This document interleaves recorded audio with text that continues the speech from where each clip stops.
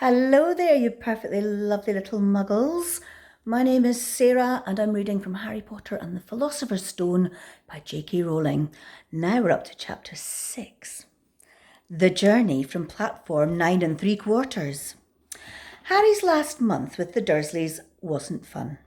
True, Dudley was now so scared of Harry that he wouldn't stay in the same room, while Aunt Petunia and Uncle Vernon didn't shut Harry in his cupboard, force him to do anything, or shout at him. In fact, they didn't speak to him at all. Half terrified, half furious, they acted as though any chair with Harry in it was empty. Although this was an improvement in many ways, it did become a bit depressing after a while. Harry kept to his room with his new owl for company. He decided to call her Hedwig, the name he'd found in a history of magic. His school books were very interesting. He lay on his bed, reading late into the night, Hedwig swooping in and out of the open window as she pleased. It was lucky that Aunt Petunia didn't come in to hoover anymore, because Hedwig kept bringing back dead mice. Every night, before he went to sleep, Harry ticked off another day on the piece of paper that he'd pinned to the wall, counting down to September the 1st. On the last day of August, he thought he'd better speak to his aunt and uncle about getting to King's Cross Station next day, so he went down to the living room, where they were watching a quiz show on the television. He cleared his throat to let them know that he was there, and Dudley screamed and ran from the room. Uncle Vernon? Uncle Vernon grunted to show that he was listening. I need to be at King's Cross tomorrow to go to Hogwarts. Uncle Vernon grunted again. Would it be all right if you gave me a lift? Grunt. Harry supposed that meant yes. Thank you. He was about to go back upstairs when Uncle Vernon actually spoke. Funny way to get to wizard school, the train. Magic carpets have all got their punctures, have they? Harry didn't say anything. Where is this school, anyway? I don't know, said Harry, realising for the first time he had no idea. He pulled the ticket Hagrid had given him out of his pocket. I just take the train from platform 9 3/4 at 11 o'clock, he read. His aunt and uncle stared. Platform what? 9 3/4. Don't talk rubbish, said Uncle Vernon. There's no platform 9 3/4. It's on my ticket. Barking, said Uncle Vernon. Howling mad, the lot of them. You'll see. You just wait. All right, we'll take you to King's Cross. We're going to go up to London tomorrow anyway, or I wouldn't bother. Why are you going to London? Harry asked, trying to keep things friendly. Taking Dudley to hospital, growled Uncle Vernon. Got to have that ruddy tail removed before he goes to Smeltings. Harry woke at 5 o'clock the next morning and was too excited and nervous to go to sleep. He got up, pulled on his jeans because he didn't want to walk into the station in his wizard's robes. He'd change on the train.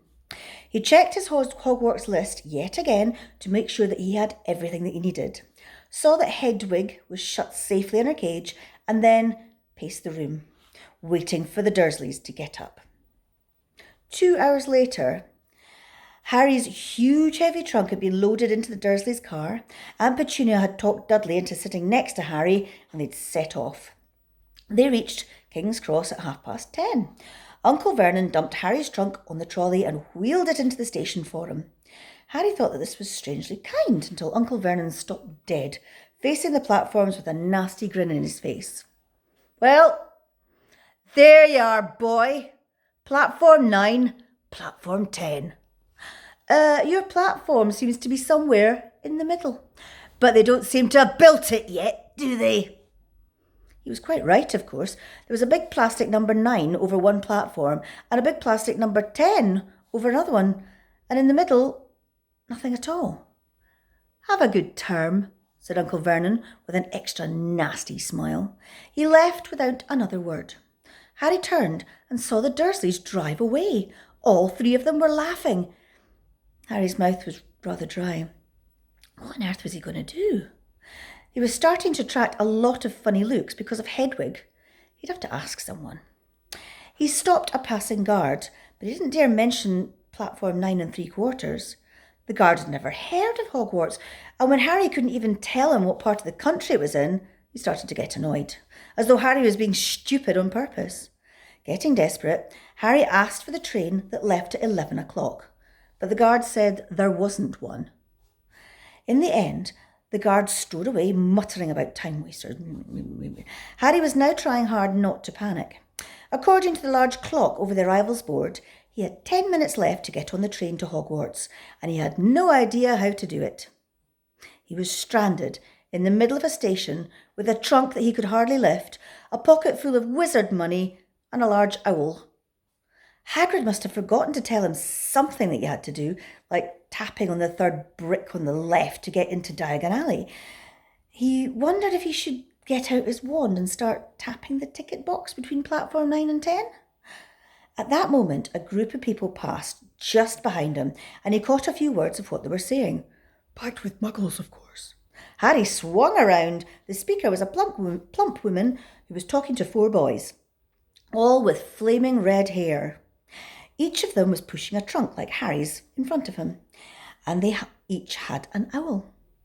Heart hammering, Harry pushed his trolley after them. They stopped, and so did he, just near enough to hear what they were saying. Now, where's the platform number? Said the boy's mother. 9 3/4, piped a small girl, also red-headed, who was holding her hand. Mum, can't I go? You're not old enough, Ginny. Now be quiet. All right, Percy, you go first. What looked like the oldest boy marched towards platform 9 and 10. Harry watched, careful not to blink in case he missed it. But just as the boy reached the divide between the 2 platforms, a large crowd of tourists came swarming in front of him, and by the time the last rucksack had cleared away, the boy had vanished. Fred, you go next, the plump woman said. I'm not Fred, I'm George, said the boy. Honestly, woman, call yourself our mother. Can't you tell I'm George? Sorry, George, dear. Only joking. I'm Fred, said the boy, and off he went. His twin called after him to hurry up, and he must have done because a second later he'd gone. How had he done it? Now, the third brother was walking briskly towards the ticket barrier. He was almost there, and then, quite suddenly, he wasn't anywhere.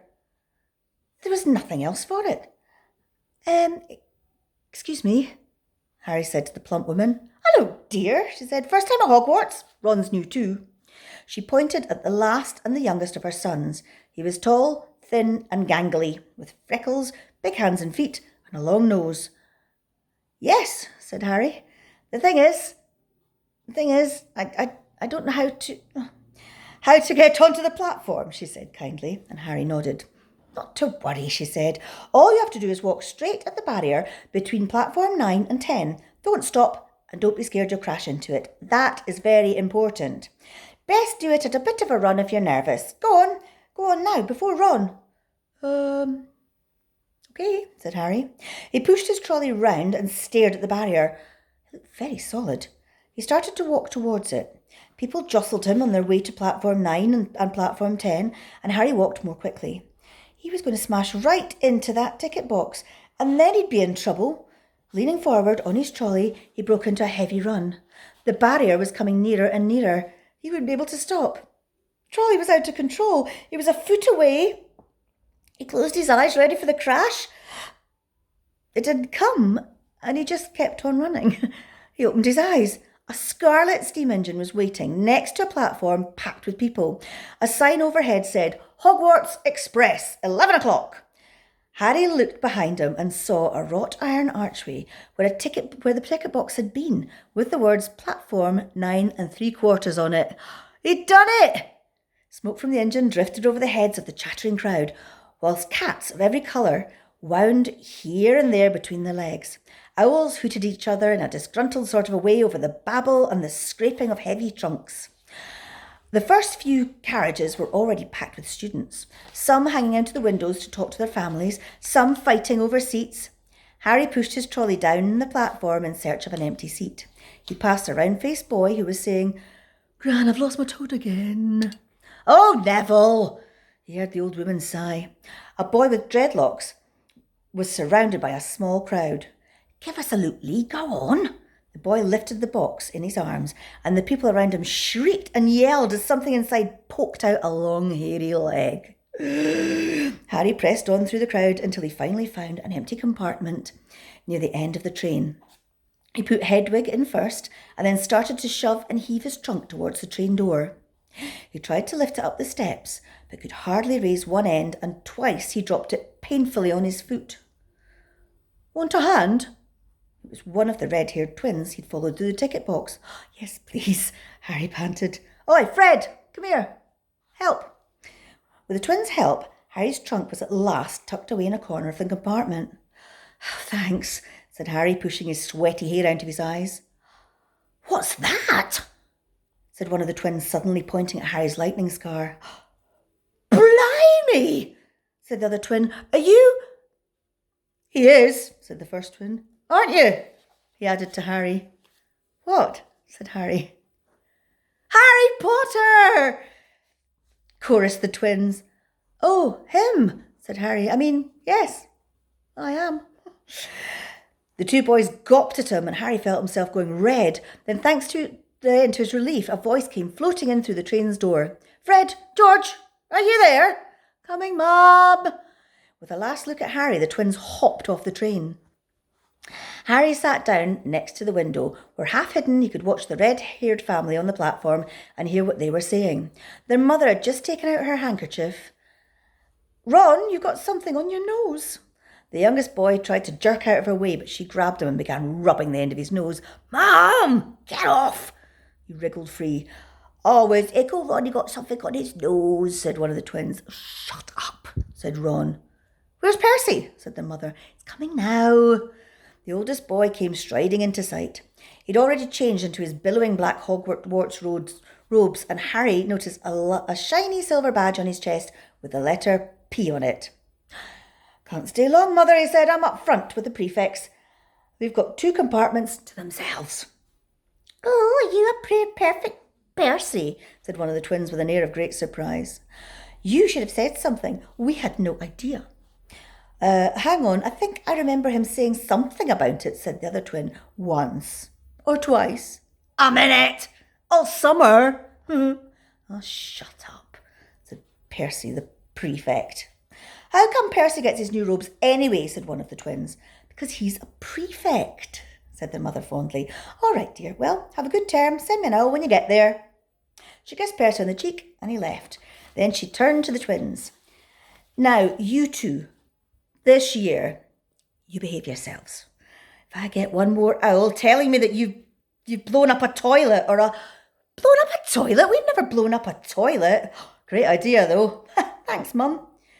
It's not funny, and look after Ron. Don't worry, Ickle Ronnikins is safe with us. Shut up, said Ron again. He was almost as tall as the twins already, and his nose was still pink when his mother had rubbed it. Hey, Mum, guess what? Guess who we just met on the train? Harry leant back so that he couldn't see him looking. You know that black-haired boy who was near us in the station? Do you know who he is? Who? Harry Potter!